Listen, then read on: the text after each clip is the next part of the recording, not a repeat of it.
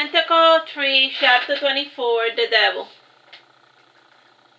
Back in Miami, Kain called his father. "Dad, what are you up to?" asked Kain. "You know what I'm up to. I'm driving to Disney World with my girlfriend Rosanna and her kid," said Jack, and he was part of Uncle Gen's caravan.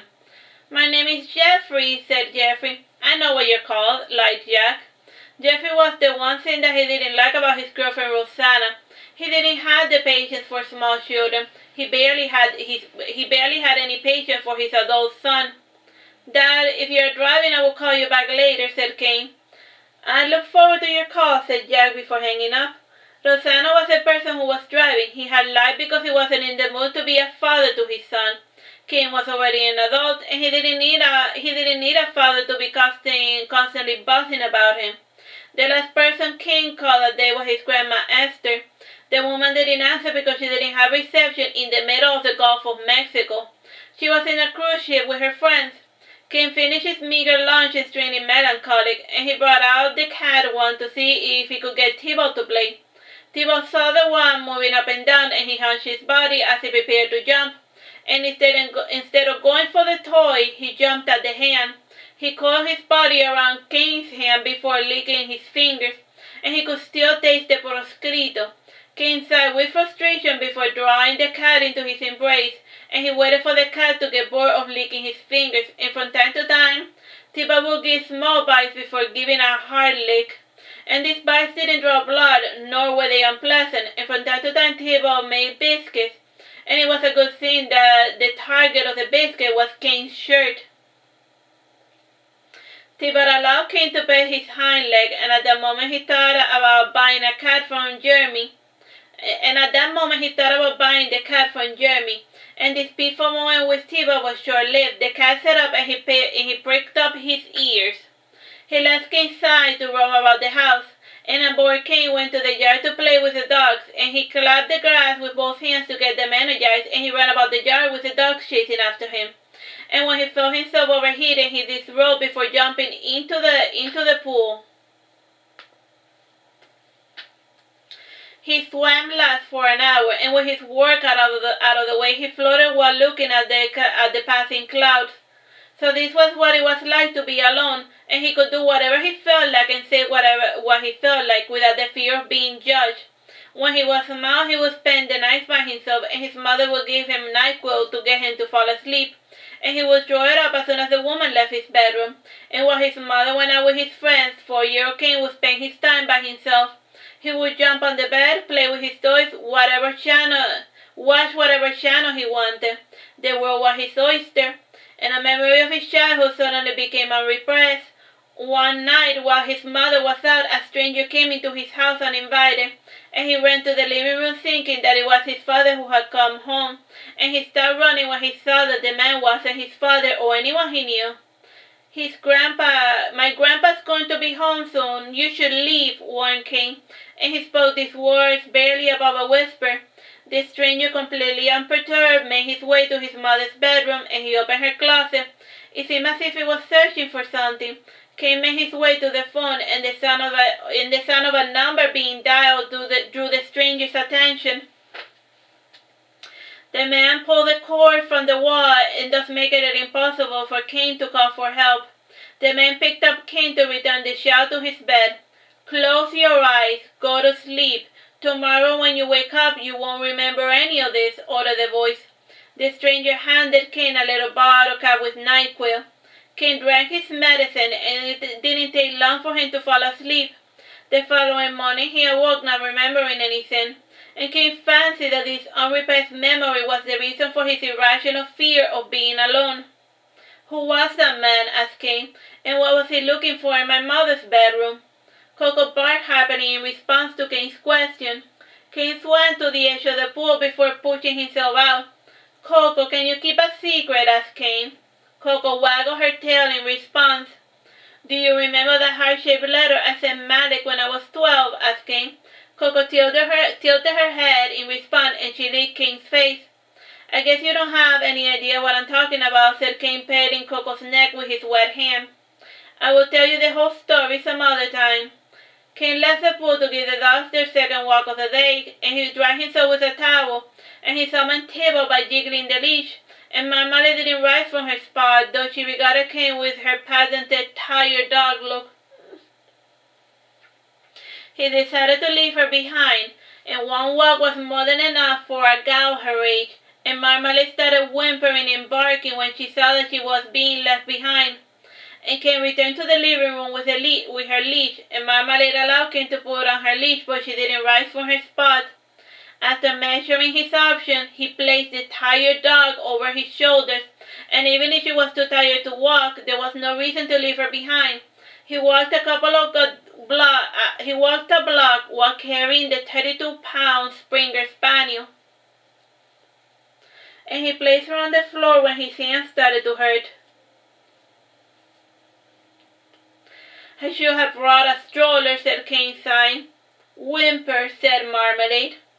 Marmalade walked the rest of the way, I being rather slow, and after an hour they made it to the halfway point. He picked up Marmalade to take her to the rest stop, and he laid her down on the sand before spreading the towel. Marmalade lay down on the towel beside Kain, and he poured water for the dogs and the cat. And he lay down on the sand, and he closed his eyes for a bit. And carrying Marmalade had made him really tired, and he awoke when he heard Marmalade barking.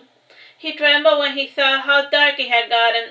With the sun behind him, the vegetation casted an enormous shadow over the entire beach, and he had slept more than he had originally planned, and he saw a long shadow drawing closer, and the mysterious visitor departed when he heard the dogs barking. Kain breathed a sigh of relief when the stranger left. He looked at his cell phone to see if he had any missed calls, and he smiled when he saw that he had a missed message from his father. "Hey, Kain, you finally answered," said Jack. "I'm sorry, Dad. I took a nap on the beach, and this is why I missed your call." "From now on, I would always have the ringtone on," said Kain. "Have you met anyone?" asked Jack. "Just a few joggers, and the locals keep to themselves while they study me from a distance," said Kain, remembering the shadow. "You can expect a bit of tension considering that they haven't caught the phantom thief," said Jack. "Is that what they're calling him?" asked Kain. "You don't like the name? If you have a better name, we're still taking suggestions," said Jack. "Why are you coming up with a name for the elusive thief?" asked Kain. "What is writing a paper about the thief for school, and he has all of the information about the thief with the exception of his calling card," said Jack. "The phantom thief hasn't really stolen anything per se. Rather, like a magician, he made an item disappear and reappear a week later. That is his MO, so if I had to pick a name for the thief, it would be the magician or Houdini, since he too is a master of escape," said Kain. "What types of items does he normally steal?" asked Jack. "Small items, but very valuable items. The types of items you can easily carry in your pocket. The first item he stole was a jewel bracelet, and in the second house he stole an heirloom wedding ring, and later he stole earrings, and this thief has a weakness for bling bling, and he only takes one item per house," explained Kain. "Do you really think that the phantom thief is really Jeremy?" asked Jack. "Other than having a motive and being in the general area when the crimes were reported, there is no physical evidence to link him to any other crime scene," said Kain. "But everything calmed down as soon as the locals left him alone," said Jack. "Or maybe everything calmed down when security got too tight for him to continue his crime spree," guessed Kain. And changing the subject, he said, "How are things with Rosanna?" "They are dicey," said Jack. "You can almost say that we officially hit our first roadblock."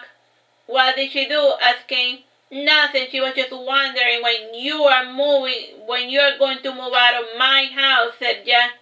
"Haven't you told her that you are living with me?" asked Kain, pouting. Like Kain owns the house. What do you mean that he's got to move out of his own house? As much as he loved his father, he wasn't going to move out of his own house just to facilitate his dad's new relationship. Kain didn't even charge his father rent, and he paid for all the food. "I told her that I was happy living with my son," said Jack, and to put an end to this awkward conversation, he said, "I gotta go. Kenny's calling me for dinner. Talk to you later, son." By the time he finished his call, the darkness had almost completely overtaken him, and there was only a slight red hue lighting the darkness, and the streamlights started lighting one by one. And Cain picked up the towel, and he awoke the pets, and instead of walking back, he ran as if the devil was after him. And once he was within the guest house, he breathed a sigh of relief. This time he noticed that the front door was unlocked, and he was certain that he had locked it, and he placed marmalade on the floor, and the dogs whimpered uneasily while Tibalt hunched his body in preparation to either fight or flee. He closed the front door, and he made certain to lock it, and he even added the doorbell just for extra measures, and he activated the security alarm. Who turned it off? He remembered turning it on when he left the house, and he reached for his revolver, but it wasn't inside his pocket. He was certain that he had taken it with him when he went on his last walk, or did he? He couldn't remember. He scanned his eyes for a potential blunt weapon, and his eyes were drawn to a katana on display. The stupid weapon was blunt, and his only consolation that he could use it as a club. He slowly made his way towards the kitchen, and while there he armed himself with a cutting knife, and he searched room by room, and each time he opened a door he felt his heart beating quickly, and it was odd. He had been in a similar situation in his work, but without his grandpa's revolver he felt powerless. Now that he was facing a potential danger without it, he realized how much he needed a revolver to function as a police officer. Once he finished checking the house, he returned to the living room, and he gasped when he saw his grandpa's revolver in the middle of the coffee table. It was right next to the TV controller. He cautiously picked up the revolver, and as he tilted it, sand poured out of the barrel of the gun. Apparently he had dropped it at the beach, and someone had returned it. But why, or how?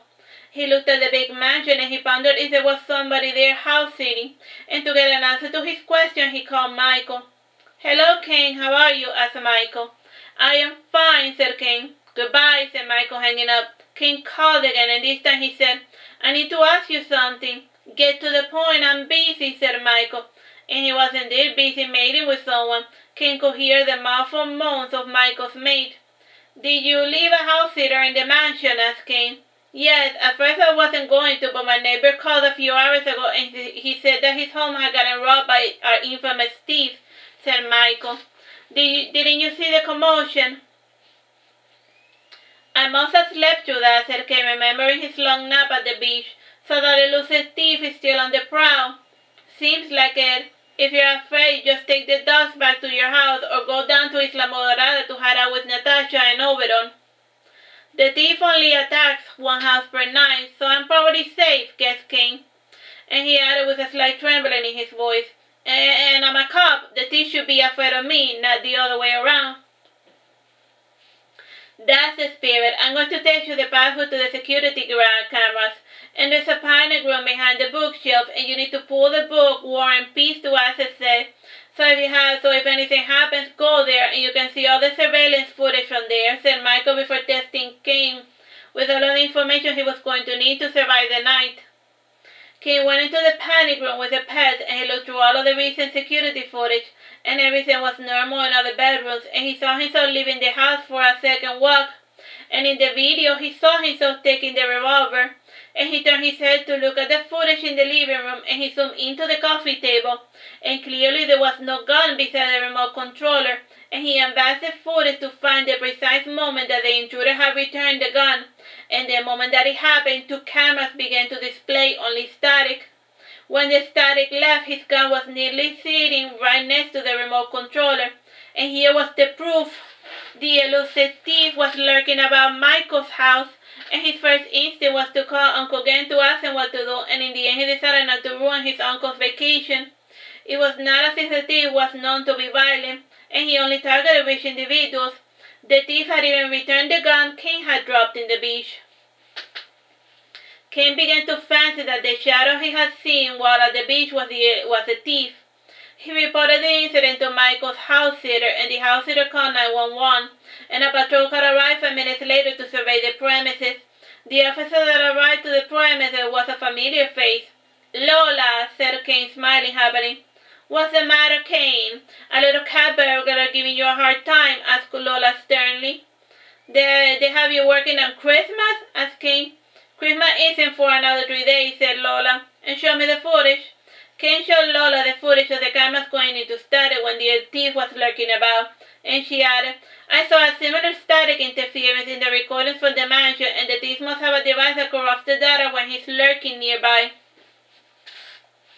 Kain called Michael to ask him if he had any analog security cameras still operational, and Michael claimed not to have any, and Lola dusted Kain's gun for fingerprints, and she examined the prints with Kain's digits. The thief has finally gotten sloppy, said Lola happily. There's a partial print on the outside of the trigger guard. Is it enough to make a positive ID? Asked Kain. No, but it is something. The more mistakes she makes, the closer we get to catching her, said Lola. You think it's a her? Asked Kain. Yes, I think the thief is a female kleptomania. All of the items stolen are typically worn by women, and she's between the ages of 17 to 25, and she's probably from this neighborhood. She scopes out her target by making home visits, and she learns their routine, and then she strikes when she knows that the owners are not at home, said Lola. Your theory holds a lot of water, but then why did she become active at the same time that Jeremy started getting bullied by the locals? Asked Kain. Happy coincidence, said Lola. And before they started blaming Jeremy, a maid was her prime suspect, and she cleaned into all the houses that got robbed, and she would have gone to jail if the culprit hadn't struck again while she was being interrogated. So our thief could be a klepto, a dog walker, a magician, or a maid, mused Kain. A magician, laughed Lola. The night passed slowly with Kain and Lola discussing the case, and he made dinner for himself and for Lola. And he also took care to give a final meal of the night to the animals he was babysitting. And close to midnight, Lola left, and a patrol car was left in the vicinity to monitor the situation. And as soon as Kain found himself alone, he was once again overcome by the irrational fear. And he checked all the doors and windows to make certain that they were locked, and he searched all the rooms with Marmalade tagging along. She wasn't much used as an attack dog, but she had a keen nose for intruders, and once he felt himself truly alone, he went to the second floor to pick a bedroom, and he chose one that had a balcony that faced the ocean, and there was a full moon hovering over the horizon, and he was casting his pale light over the turbulent waves, and he saw that the bathroom had a bathtub, and for most of his life he had lived with a standing shower, and he washed his hair and his body while the bathtub got full, and he opened a drawer where he found a bath bomb, and he dropped it into the water, and once it was nice and foaming, he tasted the temperature with his index finger. Alright, that's the end of that chapter. Bye-bye.